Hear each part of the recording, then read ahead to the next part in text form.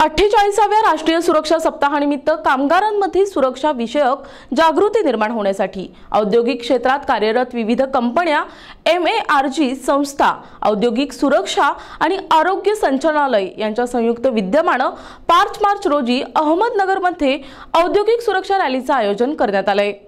ज्येष्ठ समाजसेवक अण्णा हजारे यांच्या हस्ते 5 मार्च रोजी सकाळी 7:30 वाजता अहमदनगर मधील MIDC पोलीस स्टेशन परिसरातून या रॅलीला सुरुवात होणार आहे। यामध्ये मोठ्या संख्येने सहभागी होण्याचे आवाहन करण्यात आलंय।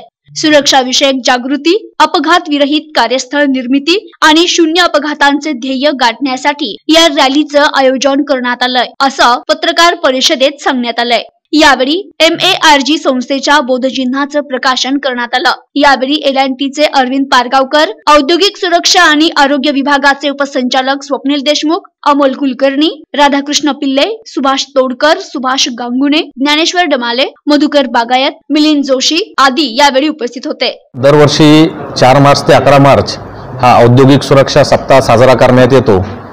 या वर्षी त्याला व्यापक स्वरूप देण्याच्या उद्देशाने आपण 5 मार्च रोजी MIDC अहमदनगर येथील ॲडर वेल्डिंग या कारखान्यामध्ये एक भव्य सेफ्टी रॅलीचं आयोजन केलेलं आहे। साधारणतः 1,500 ते 2,000 कामगार या रॅलीमध्ये सहभागी होतील असं अपेक्षित आहे आणि या रॅलीमध्ये नगर MIDC मधले सर्व मोठे कामगार कारखाने व त्यातील कामगार सहभागी होत आहेत। या रॅलीचा महत्त्वाचा उद्देश म्हणजे शून्य अपघात आपल्याला कसं करता येईल आणि अपघात विरहित कार्यस्थळ निर्मिती कशी करता येईल हा महत्त्वाचा उद्देश आहे आणि हाच उद्देश एक आपण हेच ध्येय ठेवून रॅलीचं आयोजन केलेलं आहे। ही रॅली साधारणतः MIDC मध्ये 6 किलोमीटर मार्गक्रमण करेल आणि रॅली दरम्यान विविध घोषवाक्य, पोस्टर, बॅनर्स कामगार सोबत ठेवणार आहेत। या रॅलीमुळे जनसामान्यांनाही आपण काय उपक्रम राबवतो, कारखाने अंतर्गत स्तरावर तर हे कार्यक्रम राबवतच असतात, पण व्यापक स्वरूपावर असा सुरक्षा सप्ताहही राबवला जातो।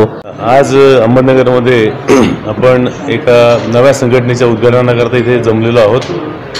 नगरचे directorate of industrial safety and हेल्थचे डेप्युटी डायरेक्टर स्वप्नीलजी देशमुख यांच्या पुढाकारातून एक मार्ग नावाची संघटना आपण इथे स्थापन करतो आहोत। या मार्गमध्ये असा उद्देश आहे की अहमदनगर MIDC मधील ज्या इंडस्ट्री आहेत त्या इंडस्ट्रीमध्ये औद्योगिक सुरक्षिततेचा मेसेज हा पूर्णतः सर्व स्तरावरती जावा ह्या अनुषंगाने प्रशिक्षण, त्याचबरोबर एकमेकाला मदत करणे ह्या दृष्टीने हा ग्रुप बनलेला आहे।